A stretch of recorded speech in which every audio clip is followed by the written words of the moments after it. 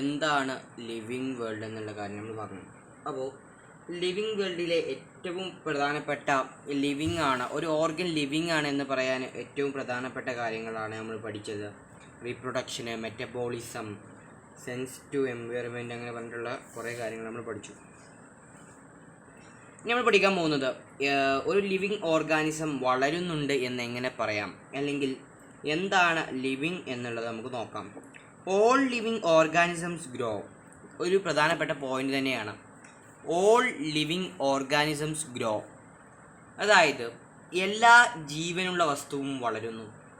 Increase in mass and increase in number of individuals are twin characteristics of growth. Growth എന്ന് പറയുന്നതിൻ്റെ ഡെഫിനിഷനായിട്ട് നമുക്ക് പറയാം, increasing mass and increasing numbering of individuals are twin characteristics. അതുകൊണ്ട് തന്നെ growth എന്ന് പറയാം. A multicellular organism grows by cell division. In plants, this growth by cell division occur constantly throughout their lifespan. In animals, this growth is seen only up to certain age. However, cell division occur in certain tissues replace lost cell. Unicellular organisms grow by cell division. One can easily observe in vitro culture by simply counting the number of cells under the microscope. In majority of higher animals and plants, growth and reproduction are mutually exclusive events. One must remember that increase in body mass is considered as a growth. Non-living objects also grow. If we take increase in body mass as a certain for growth, mountains, builders, and sand mounds to grow. However, this kind of growth exhibited in non-living object is accumulation of materials over the surface. In living organisms, grow is from inside. Growth therefore cannot be taken as a defining property of living organism. Conditions under which it can be observed in all living organisms have to explain, and then we understand that it is a characteristic of living system.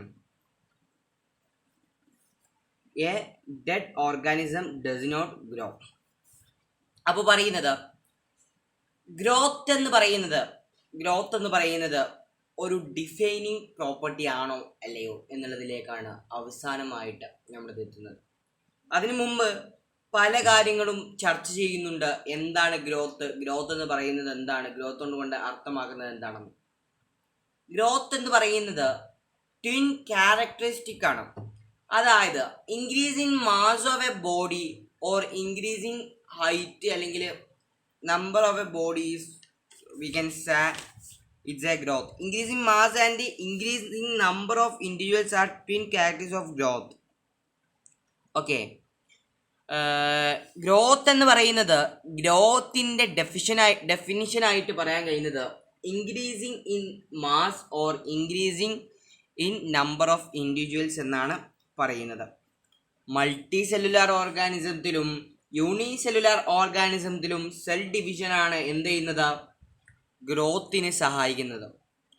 ഈ cell ഡിവിഷനിലൂടെ എന്തുണ്ടാകുന്നു, grow സംഭവിക്കുന്നു. പക്ഷേ അനിമൽസിൽ grow എന്ന് പറയുന്നത് limited ആണ്.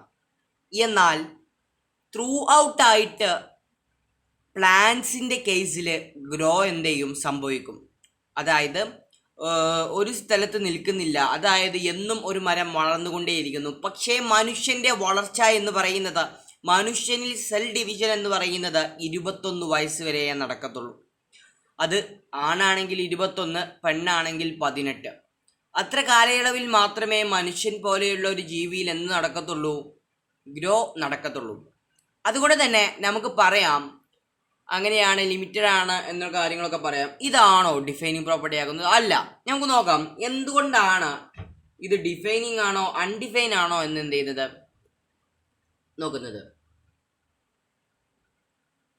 അതായത് ഈ growth അല്ലെങ്കിൽ reproduction എന്ന് പറയുന്നത് മോസ്റ്റ്ലി എക്സ്ക്ലൂസീവ് ആയിട്ടുള്ള ഇവൻ്റ് ആണ് എന്തിൽ, വലിയ ഇതിൽ. അതായത് ഒരു ഓർഗാനിസം ഡെഡ് ആയാൽ അതൊരിക്കലും വളരില്ല. അതുമല്ല ഗ്രോത്തിനെ അൺഡിഫൈൻഡ് പ്രോപ്പർട്ടിയാണെന്ന് പറയുന്നത്. നമുക്കറിയാം, ഒരു ബിൽഡിങ് കെട്ടിപ്പടുക്കുന്ന സമയത്ത് ആ ബിൽഡിങ് എന്ത് ചെയ്യുന്നു? വളരില്ലേ? അതിന് ഒരു നില ഉണ്ടാക്കുമ്പോൾ അത് വളരുന്നു. ഒരു കൊട്ട അല്ലെങ്കിൽ ഒരു ലോഡ് സിമെന്റിലേട്ട് ഒരു കൊട്ട കൂടി ഇടുന്നു, അപ്പോൾ ആ സിമെന്റ് ഇട്ട സ്ഥലം വളരില്ലേ? അതുകൊണ്ട് തന്നെ നോൺ ലിവിങ് ഓർഗാനിസത്തിലും എന്ത് സാധ്യമാണ്? നോൺ ലിവിങ് ഓർഗാനിസത്തിലും ഗ്രോത്ത് സാധ്യമാണ്. അതുകൊണ്ട് തന്നെ ഗ്രോത്തിനെ നോട്ട് എ ഡിഫൈനിങ് പ്രോപ്പർട്ടി ആയിട്ട് NCERT എന്ത് ചെയ്യണം? കൺസിഡർ ചെയ്യണം. ഓക്കെ, അപ്പോൾ ഇതൊക്കെയാണ് എന്തെന്ന് പറയുന്നത് ഓർഗാനിസത്തിൽ എന്തിനെ കുറിച്ച് പ്രതിപാദിക്കുന്നത്? നമ്മുടെ ഗ്രോത്ത് എന്ന് പറയുന്ന സെക്ഷനെ കുറിച്ചിട്ട് പ്രതിപാദിക്കുന്നത്. അടുത്തതായിട്ട് മറ്റൊരു പദാർത്ഥമാണ് അല്ലെങ്കിൽ മറ്റൊരു ഘടകമാണ് ഒരു വസ്തു ഗ്രോ ചെയ്യുന്നുണ്ട് എന്ന് പറയുന്നതിൻ്റെ മറ്റൊരു പദാർത്ഥമാണ് അല്ലെങ്കിൽ മറ്റൊരു ഇതാണ് റീപ്രൊഡക്ഷൻ എന്ന് പറയുന്നത്. അപ്പോൾ എന്താണ് റീപ്രൊഡക്ഷൻ അല്ലെങ്കിൽ റീപ്രൊഡക്ഷൻ എങ്ങനെയാണ് സംഭവിക്കുന്നത് ഉള്ള കാര്യങ്ങളൊക്കെ എന്ത് ചെയ്യാം, നമുക്കൊന്ന് ചർച്ച ചെയ്യാം. നമ്മൾ പഠിച്ചു ഗ്രോത്ത് എന്ന് പറയുന്നത് സെൽ ഡിവിഷൻ വഴിയാണ് നടക്കുന്നത്. അപ്പോൾ നമുക്ക് വേറൊരു എക്സ്ട്രാ കാര്യങ്ങളായിട്ട് കുറച്ച് നോക്കാം. മൈറ്റോസിസ് മിയോസിസ് എന്ന് പറയുന്ന രണ്ട് രീതിയിൽ സെൽ ഡിവിഷൻ നടക്കാം. അതായത് 46 ക്രോമസോംസ് ഉള്ളത് 46 എണ്ണമായിട്ട് മാറുന്നതിനെയാണ് മൈറ്റോസിസ് എന്ന് പറയുന്നത്. മിയോസിസ് എന്ന് പറയുന്നത് 46 23 ആയിട്ട് പിന്നീടും അത് 23 ആകുന്ന ഒരു രീതിയാണ് പറയുന്നത്. അത് അത്ര ഇമ്പോർട്ടൻ്റ് അല്ല. മാത്രമല്ല നമ്മൾ പറഞ്ഞു പ്ലാന്റ്സിൽ ഗ്രോത്ത് എന്ന് പറയുന്നത് അൺലിമിറ്റഡ് ആണ്, എന്നാൽ ആനിമൽസിൽ ഗ്രോത്ത് എന്ന് പറയുന്നത് എന്താണ്? ലിമിറ്റഡ് ആണ്. മാത്രമല്ല growth is not a defining property എന്നുള്ള കാര്യം കൂടി എന്ത് ചെയ്തു? നമ്മൾ ചർച്ച ചെയ്തു. നെക്സ്റ്റ് പറയുന്നത് റീപ്രൊഡക്ഷനെ കുറിച്ചിട്ടാണ്. റീപ്രൊഡക്ഷൻ എന്ന് പറയുന്നത് രണ്ട് ടൈപ്പിലുള്ള റീപ്രൊഡക്ഷൻ എന്ത് ചെയ്യുന്നുണ്ട്? ലിവിങ് ഓർഗാനിസത്തിൽ നടക്കുന്നുണ്ട്. മനുഷ്യൻ്റെ കാര്യത്തിലല്ല പറയുന്നത്, ലിവിങ് ഓർഗാനിസത്തിൻ്റെ കാര്യമാണ് പറയുന്നത്. അസെക്ഷൽ ആൻഡ് സെക്ഷൽ റീപ്രൊഡക്ഷൻ ആണ് രണ്ട് തരത്തിലുള്ള റീപ്രൊഡക്ഷൻ മെത്തേഡ്സ് എന്ന് പറയുന്നത്. അതായത് അതിൽ തന്നെ അസെക്ഷൽ റീപ്രൊഡക്ഷന് ഉദാഹരണമായിട്ട് ഫ്രാഗ്മെന്റേഷനെയും ബഡ്ഡിങ്ങിനെയും റീജനറേഷനെയും ഫ്യൂഷനെയും വെജിറ്റേറ്റീവ് പ്രൊപ്പഗേഷനെയും ഒക്കെ എന്ത് ചെയ്യാൻ പറ്റും? പറയാൻ കഴിയും.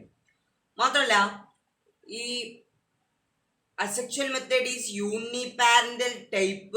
Offspring are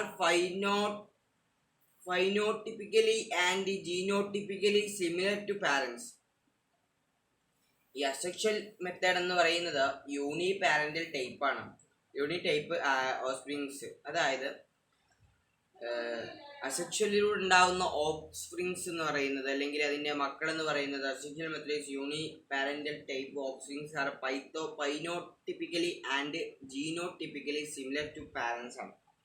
അങ്ങനെ പൈനോട്ടിപ്പിക്കലായിട്ടും ജീനോട്ടിപ്പിക്കലായിട്ടും എന്താണ്? അത് സെയിം ആണ്. അത് പൈനോട്ടിപ്പിക്കൽ എന്ന് പറയുന്നത് സ്വഭാവത്തിലും രൂപത്തിലും എന്നുള്ള അർത്ഥത്തിലാണ് പൈനോട്ടിപ്പിക്കലി ആൻഡ് ജീനോട്ടിപ്പിക്കലി എന്ന് പറയുന്നത്. അപ്പോൾ അത്തരത്തിലുള്ള കാര്യങ്ങളൊക്കെയാണ് എന്ത് ചെയ്യുന്നത് പറയുന്നത്. നെക്സ്റ്റ് വൺ സെക്ഷൽ റീപ്രൊഡക്ഷനെ കുറിച്ച് പറയുന്നത് സമയത്ത് male parent and female parent എന്ത് ചെയ്യാണ്? ഇതിനെന്താണ് അത്യാവശ്യമാണ്? Required to produce male gamete and sperms and females eggs by the fusion of sperms and eggs and the zygote develop to a new organism. It is a living body. Okay. അപ്പോൾ അത്തരത്തിലുള്ള കാര്യങ്ങളൊക്കെയാണ് എന്ത് പറയുന്നത്. അവർ ഈ പഠിച്ചതിന് കുറച്ച് കാര്യം പറഞ്ഞു, നമ്മൾ തറവായിട്ട് അതിലേക്ക് എന്ത് ചെയ്യാൻ പോകണം? ഇറങ്ങാൻ പോകണം. അപ്പോൾ പറയുന്നത് എന്താണെന്ന് വെച്ചാൽ ആയിരിക്കുന്ന സമയത്ത് ഫസ്റ്റ് ലൈനിൽ എന്താ പറയുന്നത് വെച്ചാൽ നമ്മുടെ മൾട്ടി സെല്ലുലാർ ഓർഗാനിസത്തിൽ റീപ്രൊഡക്ഷൻ എന്ന് പറയുന്നത് എന്താണ്? നമ്മുടെ പാരൻറ്റുമായിട്ട് സാമ്യം കൂടുതലോ കുറവോ ഉള്ള രീതിയിലുള്ള ഇതിനെയാണ് നമ്മൾ എന്തെന്ന് പറയുന്നത് റീപ്രൊഡക്ഷൻ എന്ന് പറയുന്നത്. അതായത് possessive feature more or less similar to this parents. അപ്പോൾ ഇത് പറയുന്നത് സെക്ഷൽ റീപ്രൊഡക്ഷനായിട്ടും അസെക്ഷൽ റീപ്രൊഡക്ഷനായിട്ടും റീപ്രൊഡക്ഷൻ നടക്കും. അതിൻ്റെ പുറമെ അസെക്ഷലായിട്ട് നടക്കുന്നതിനെയാണ് നമ്മൾ ഒരുപാട് ഉദാഹരണങ്ങളുണ്ട്. ഫ്രാഗ്മെൻറ്റേഷന്, ബഡ്ഡിങ്, റീജനറേഷന്, ഫ്യൂഷന്, ഫെർട്ടിലൈസേഷൻ എന്നൊക്കെ പറഞ്ഞിട്ട് ഒരുപാടുണ്ട്. പിന്നെ ഇതൊരു ഡിഫൈനിങ് പ്രോപ്പർട്ടി അല്ല. കാരണം എന്ന് വെച്ചാൽ എല്ലതും ഓർഗൻസ് എല്ലാം മോഡ്സ് ഫെർട്ടൈൽ ആയിട്ടുള്ള ആൾക്കാരൊന്നും എന്ത് ചെയ്യില്ല, റീപ്രൊഡ്യൂസ് ചെയ്യില്ല.